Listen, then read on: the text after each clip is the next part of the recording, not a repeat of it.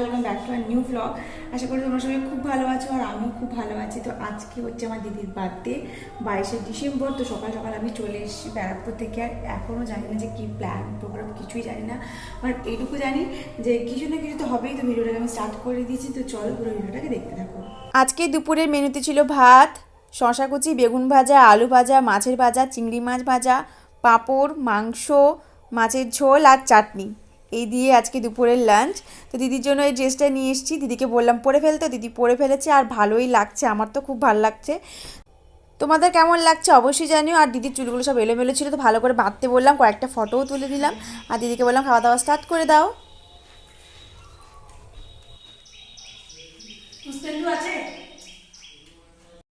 এখন দিদি বসাচ্ছে এখানে পায়েস, তো বাতাসা, কাজু, কিশমিশ এগুলোই বার করছে। আর এখানে চালের মধ্যে ঘিও অ্যাড করে চালটাকে মাখিয়ে নিচ্ছে। আগে বড় একটা হাঁড়িও বসিয়ে দিয়েছে পায়েস করার জন্য। হ্যাঁ, ঘিতে আছে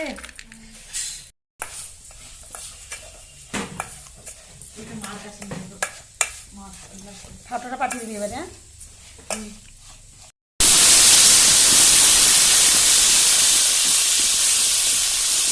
আর আমি চলে এসেছিলাম মাংস মাখানোর জন্য। এখানে মা সব কিছু দিয়ে দিয়েছিল। আর এখানে এক হাতে ফোন, এক হাতে মাংস ম্যারিনেশন করতে খুব প্রবলেম হচ্ছিলো, তো ক্যামেরাটা আমি অফ করে দিয়েছিলাম, একটুখানি ভিডিও করেও নিয়েছিলাম অবশ্য। আর এখানে দেখো বড় একটা হাঁড়ি বলছিলাম না, তো এটাতেই পায়েস হচ্ছে। আর এখানে বাসন্তী পোলাও হচ্ছে।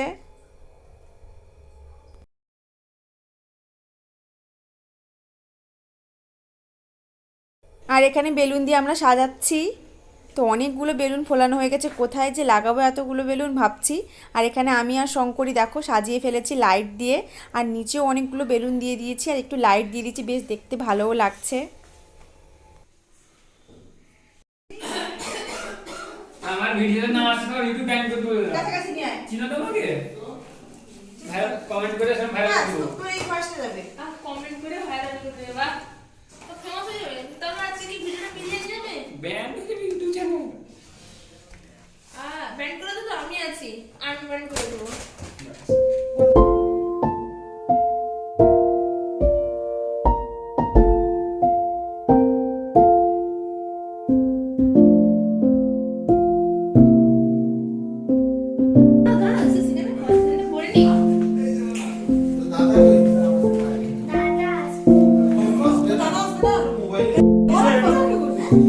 ইউটিউব আসা ভিডিও।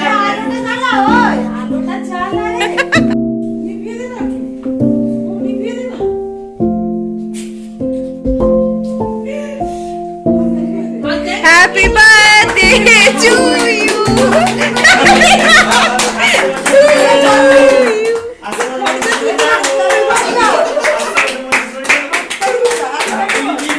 সম্পূর্ণ আমি না জানি বলে তোমার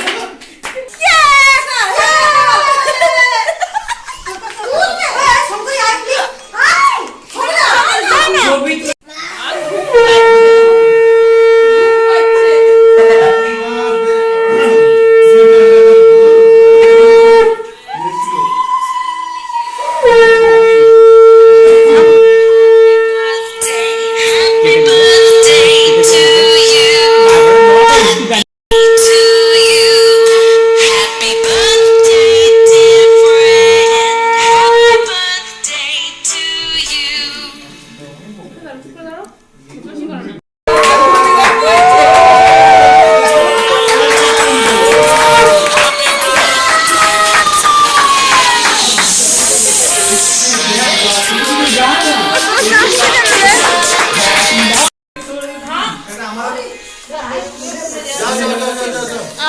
আমি যাবো না, আমি ভিডিও করবো।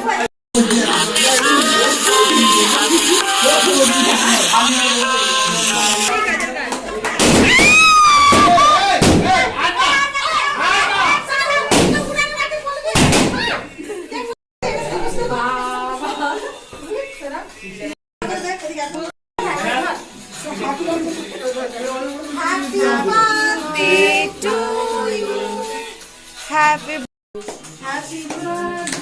তাকে তো দেখা যাচ্ছে না।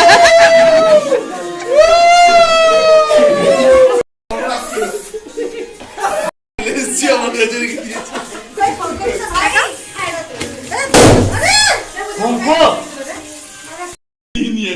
এটা কি ইউটিউবারের টাকায়? যত এইটুকু তোর দিব, কাজ না শুনলে এখান থেকে পরিমাণ কমতে থাকবে আস্তে আস্তে। কথা না শুনলে